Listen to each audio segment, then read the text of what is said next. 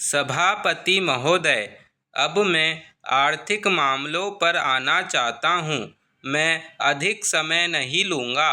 इस बात को सभी स्वीकार करेंगे कि तीव्र गति से हमारी आर्थिक प्रगति हो।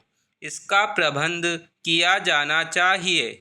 इसके लिए ऐसा वातावरण बनाने की आवश्यकता है जिससे उत्पादन बढ़ सके, वितरण में समानता आ सके और उपभोग में संयम से काम लिया जा सके।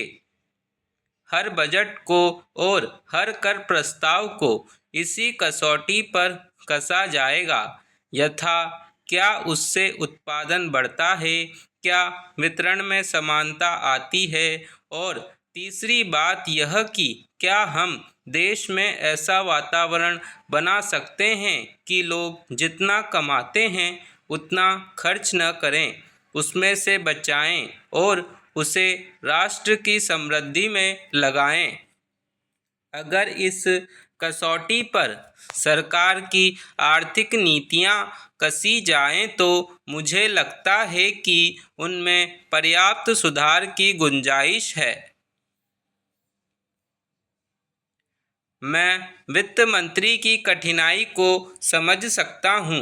विकास की आवश्यकता अधिक धन की मांग करती है। राज्य सरकारें अधिक कर लगाने के लिए तैयार नहीं हैं। वे केंद्र से कर्जा लेकर अपना काम चलाना चाहती है। वही कोई वित्तीय अनुशासन नहीं है। यह सारा बोझा केंद्र को उठाना पड़ेगा और केंद्रीय सरकार कठिनाई में पड़ेगी। इसलिए मैं समझता और सुझाव को दोहराना चाहता हूँ कि राज्यों को इस संबंध में निर्देश दिया जाना चाहिए। संविधान के अंतर्गत केंद्र इन राज्यों को निर्देश दे सकता है कि वह अपने साधनों के अंतर्गत अपने खर्च को चलाएं। केंद्र के कर्ज पर निर्भर नहीं रहना चाहिए।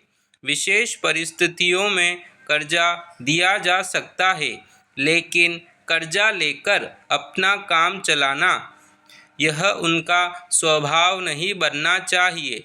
अपवाद रूप में कर्जा लेकर वह किसी विशेष परिस्थिति का सामना करने के लिए प्रस्तुत हों तो उसका विरोध नहीं किया जा सकता। दूसरी बात यह है कि देश में सादगी और संपत्ति को उड़ाने के बजाय उसे उत्पादक कार्यों में लगाने का वातावरण बनाना चाहिए। मैं नहीं जानता वित्त मंत्री महोदय इससे कहाँ तक सहमत होंगे, लेकिन आज देश में समाजवाद की चर्चा बहुत होती है।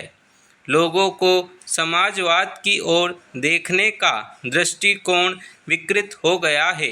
लोग हमें क्या मिलता है इस ओर ज़्यादा ध्यान देते हैं, हम कितना खर्च करते हैं और इस ओर ध्यान नहीं देते हैं। समाजवाद बिना संपत्ति की अभिवृद्धि किए बिना उसके समान वितरण के नहीं आ सकता। हमारा देश कृषि प्रधान देश है।